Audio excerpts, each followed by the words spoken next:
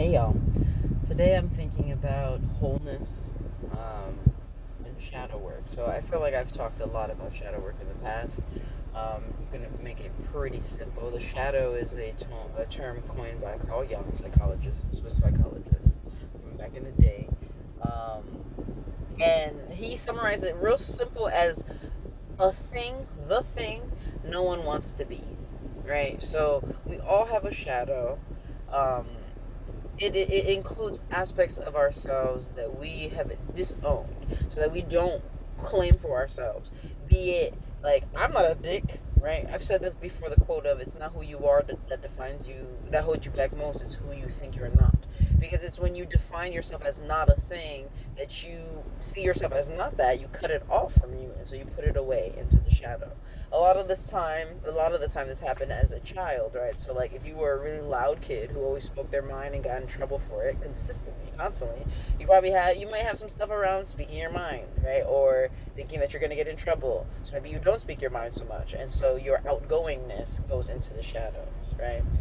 It's not only right because it's not only the things that are like uncomfortable or upsetting about you, like the darkness, right? Not just like your rage and your violent tendencies, which is something that, yes, of course, is in the shadow, but it's also high qualities of yourself, like the highest, fully actualized versions of yourself. The reason they happens, right, is when we were children, we ask for what we need, and our caretakers will respond to us in particular ways, right? So they condition us to what is appropriate and what is not appropriate. So what is not appropriate gets put into the shadow. What is appropriate is what we wear as our mask and what we try to be most of, right? So like I was praised for being a good kid, a good student. So academic studies, being well behaved were things that were really important to me. For the longest, I was not bad, and I was scared to be bad, and that was like a really big thing for me. And if y'all have watched my journey, you know that I talk a lot about good and bad and relativity and all this stuff, and it fueled a lot of stuff because I was like, I just don't want to be bad. Yet I do things, and I've seen people do things that are bad. Does that make them bad people?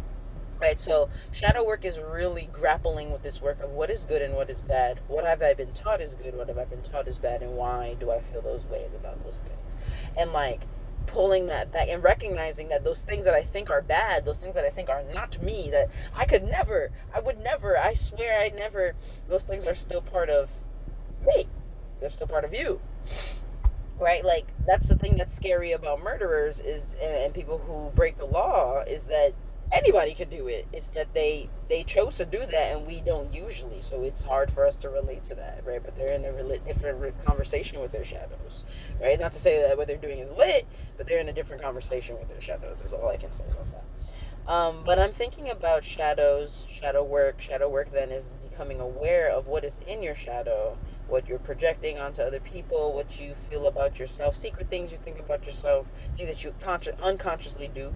Right, that's shadow work. Then becoming aware of that and bringing it back. It's all about becoming whole, right? Because for me, I don't think there are bad kids, right? Misbehavior, of course, there are kids who act in ways that are not conducive to the rules. So if I need everybody in a single file line to go out of this building because there's one door, and you out here being disruptive or disorderly, you're not a bad kid, right? But you're not helping the flow of what we're trying to do here.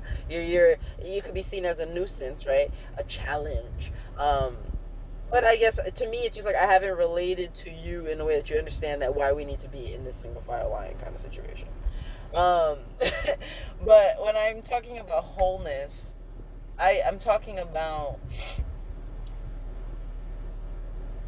I don't know, even if you are bad, say you are bad. Say all the things you don't want to believe to be true. The thing that you don't want to be is true about you. So does that person not deserve care and love? Why? I don't understand. Like, and it's deep, right? Because like when I think about murderers or rapists or people who are perpetrators and violent in our society, people don't necessarily think they deserve love, which is insane because that's how they got like that. No, they didn't receive love and care and nurturing guidance, and that's why they here where that's where they are. They let their shadows raise them and guide them, and of course, like I don't know, like I think this is something I talk about a lot, right? Like if I'm the survivor or victim of a crime, I don't need to be the one to go heal with my perpetrator necessarily if I don't want to do that. However, I do think folks need, they still need support. Bad people need support, right? Or people who cause harm need support. Maybe not from the people they have harmed, but they also need a different form of support. You know what I'm saying?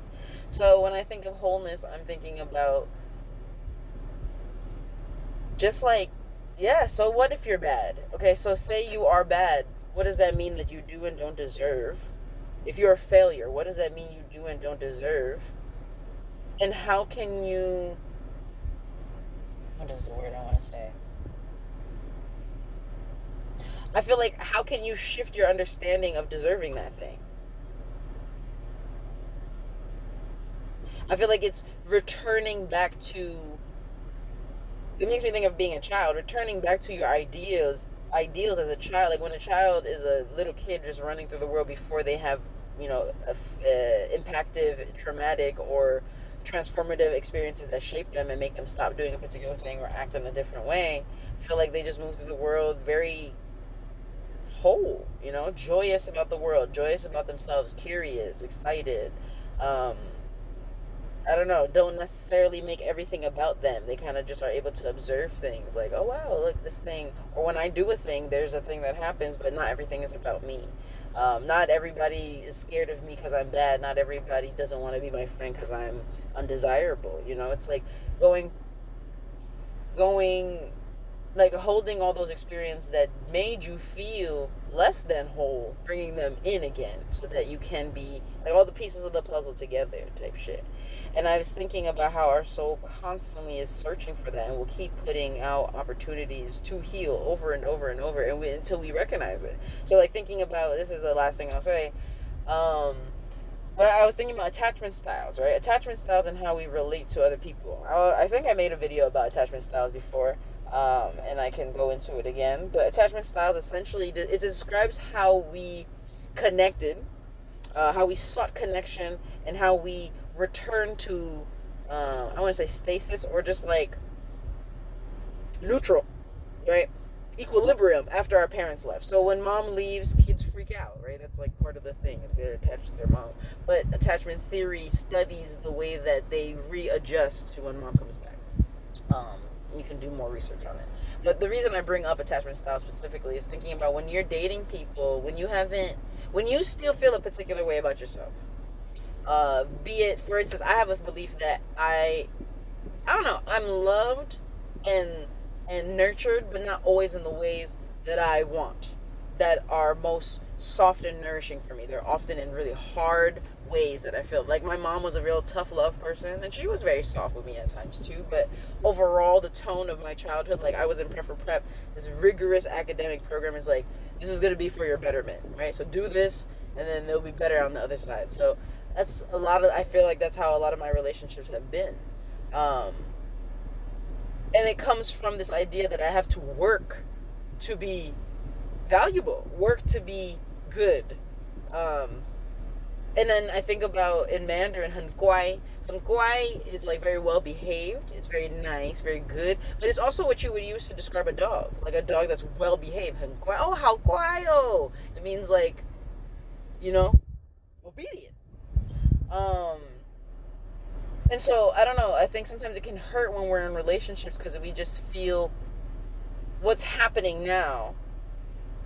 And it hurts.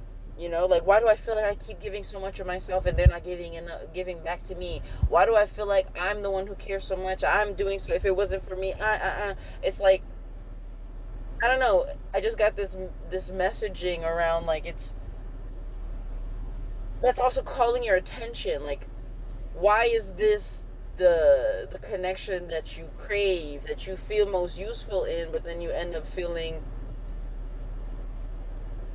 not honored, not fulfilled. So what is, and then I think it then asks the question, so then what is it that you want, right? What is it that fulfills you? And I think that's the universe is often asking that question. So, okay, so fine. So this is not good. You don't like this. So what is it that you want? And we get mad because it's like, I don't know. Just not this. Or like, I just want them to change. I want this and that. But it's like, no. But what do you want? Actively. What will make you feel whole? And if somebody has to change for you to be whole, think we're looking in the wrong direction. What are you looking for that person to give you? What do you need, right? You want something, that thing, not from that other person. Because if they change, then what? Then you will feel that's the thing, that's the wholeness part. I don't know if any of that made sense, but that's what I'm thinking about today.